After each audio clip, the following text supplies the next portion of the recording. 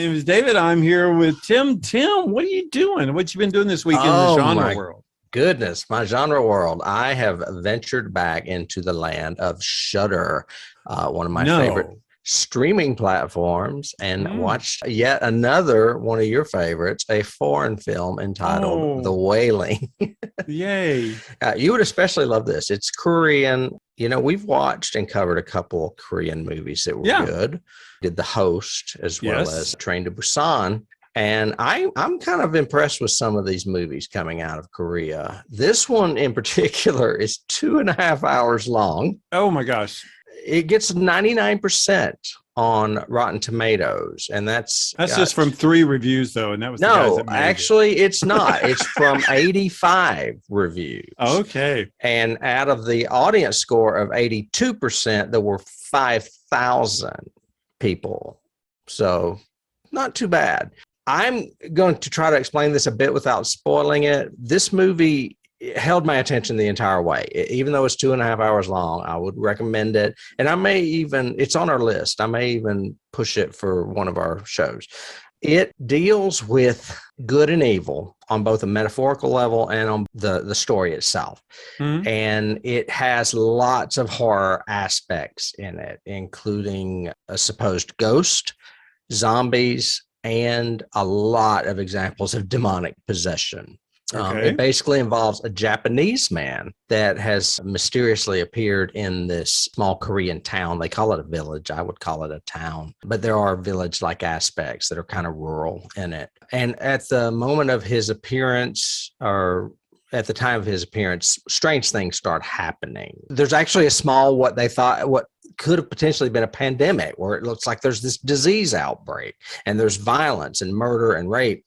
And it turns out that it is really not a disease so much as it is what I was saying, demonic possession. And all of this coincides with the arrival of this Japanese man. So all of a sudden, he's the target. They keep blaming him.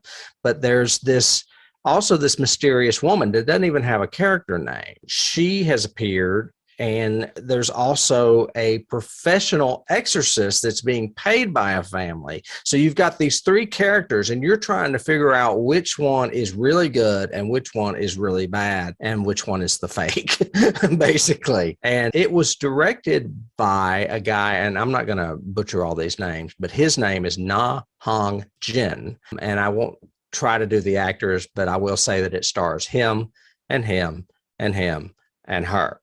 I gave you a synopsis. I'm not going to tell you how it ends up, but I do kind of like that it has some familiar tropes in it. As far as the whole good versus evil thing, it's got the thing that we saw in The Host, where there's like a lovable loser character. And in The Host, it was the father figure, the young single father. Well, in this, there's a young single father. He is the policeman that you see in that picture. And he's a doof. And you're like, wow, I'm glad all policemen are not this dumb.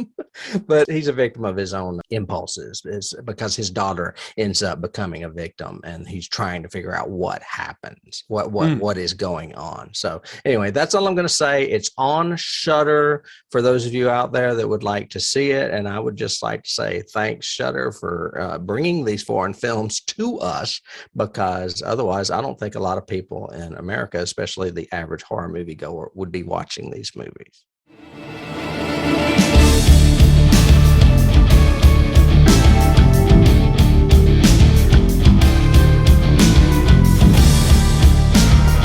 You can't start the car. Johnny has the keys.